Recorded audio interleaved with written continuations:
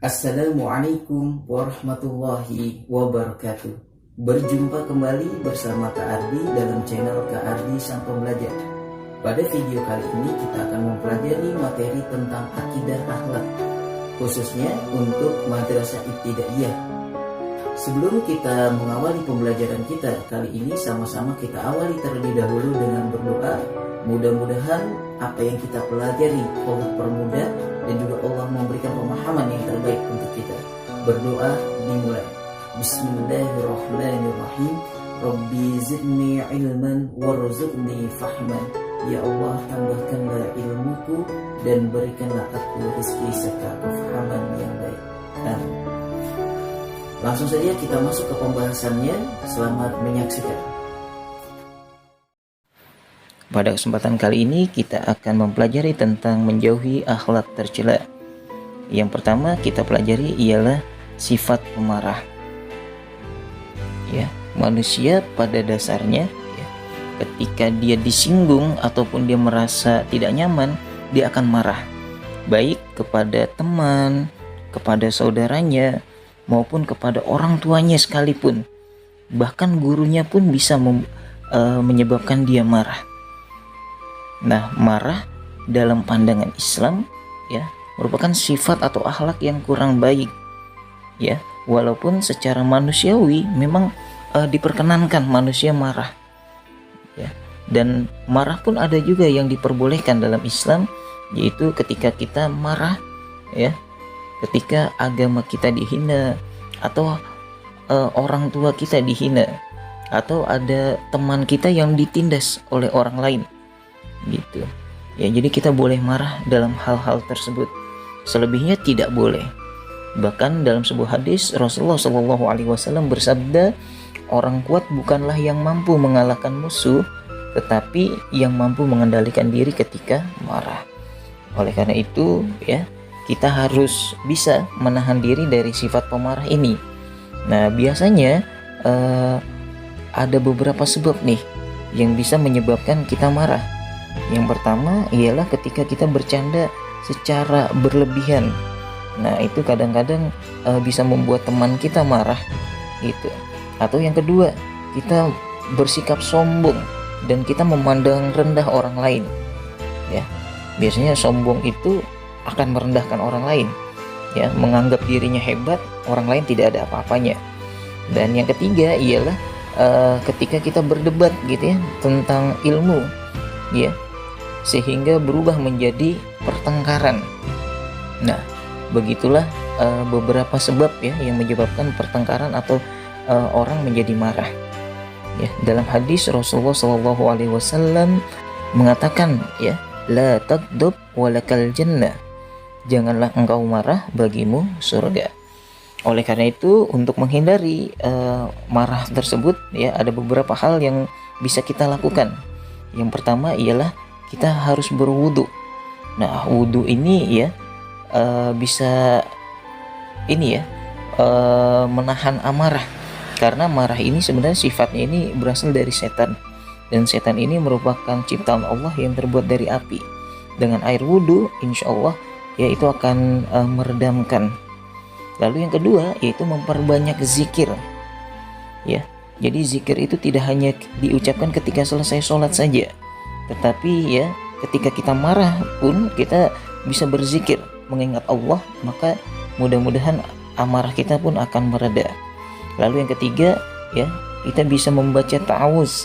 Ya, Rasulullah SAW bersabda, sesungguhnya aku mengetahui ada satu kalimat yang apabila dibaca oleh orang yang marah, kemudian marahnya akan hilang. Kalimat tersebut adalah a'udzubillahi minasyaitonirrajim. Aku berlindung kepada Allah dari godaan setan yang terkutuk. Lalu yang keempat yang bisa dilakukan ialah melakukan sholat sunnah. Ya, dengan sholat sunnah ya hati kita akan merasa lebih tenang. Yang kelima, kita bisa mengubah posisi badan kita jadi posisi yang lebih rendah. Jadi ketika kita berdiri kita bisa duduk. Ya, kalau duduk masih marah juga kita bisa sambil berbaring tiduran. Ya, dan yang keenam caranya ialah memilih untuk diam dan menjaga ucapan. Jadi ketika kita marah, diam aja gitu. Jadi jangan sampai ucapan kita mengeluarkan ucapan sehingga ucapan-ucapan kita itu tidak terkendali. Nah, itu beberapa cara yang perlu kita lakukan untuk menghindari sifat pemarah.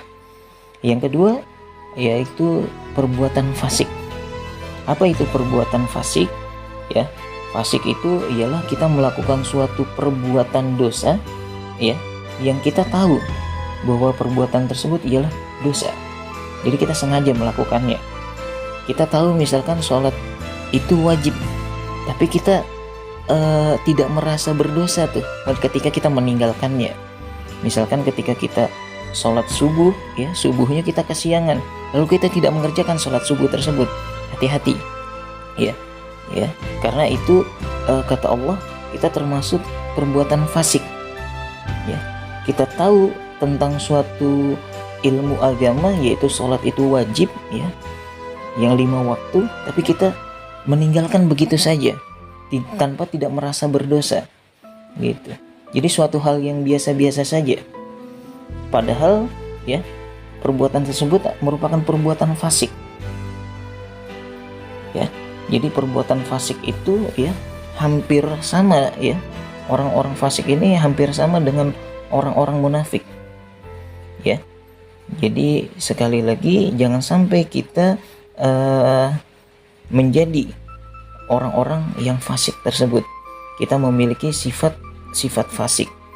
Allah sangat membenci orang yang memiliki sifat fasik. Bahkan dalam sebuah ayat Al-Quran dikatakan bahwa orang fasik sama dengan munafik. Jadi orang fasik akan selalu melakukan dosa dan menganggap bahwa dosa adalah hal yang biasa dan sulit untuk ditinggalkan. Nah, maka ada beberapa cara nih yang bisa kita lakukan agar kita terhindar dari sifat atau perbuatan fasik. Yang pertama ialah memperbanyak ibadah kepada Allah Subhanahu wa taala, ya, baik yang wajib maupun yang sunnah.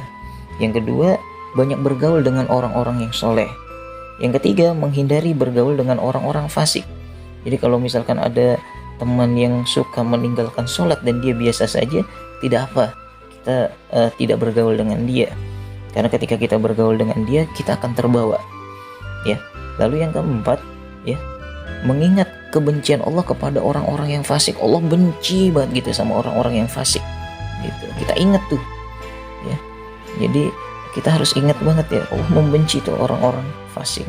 Dan yang kelima, mengingat azab Allah yang akan ditimpakan kepada orang-orang fasik, yaitu masuk neraka. Nah, mudah-mudahan kita semua bisa terhindar dari sifat fasik. Dan yang ketiga perilaku akhlak yang tercela ialah berperilaku pilih kasih. Nah, jadi pilih kasih ini, ya, muncul ketika seseorang yang memiliki hak, ya, serta status yang sama tetapi diperlakukan berbeda dengan orang lain. Jadi ada orang yang diperlakukan secara istimewa. Ya, ada beberapa penyebab, ya. Sekali lagi, kenapa seseorang itu bisa berperilaku pilih kasih. Misalkan orang tua, ya, lebih sayang kepada anaknya, ya, misalkan anak yang laki-lakinya daripada anak yang perempuannya, karena bisa jadi anak laki-lakinya itu cuma satu-satunya. Atau ada lagi contoh yang lainnya, misalkan seorang anak yang mau bergaul, ya, dan berteman dengan temannya yang kaya saja, ya, di kelasnya. Atau ada lagi seorang guru yang bisa saja dia melakukan pilih kasih terhadap anak didiknya yang paling pintar, yang paling rajin, atau yang paling patuh, ya, biasanya diistimewakan seperti itu sifat pilih kasih. Maka lawan dari pilih kasih ialah adil. Jadi pilih kasih ini termasuk perbuatan yang tidak adil. Bahkan dalam sebuah hadis dikatakan, ya, ini pilih kasih ini termasuk perbuatan yang tidak baik, bahkan bisa memutuskan silaturahmi antara orang dengan orang lainnya.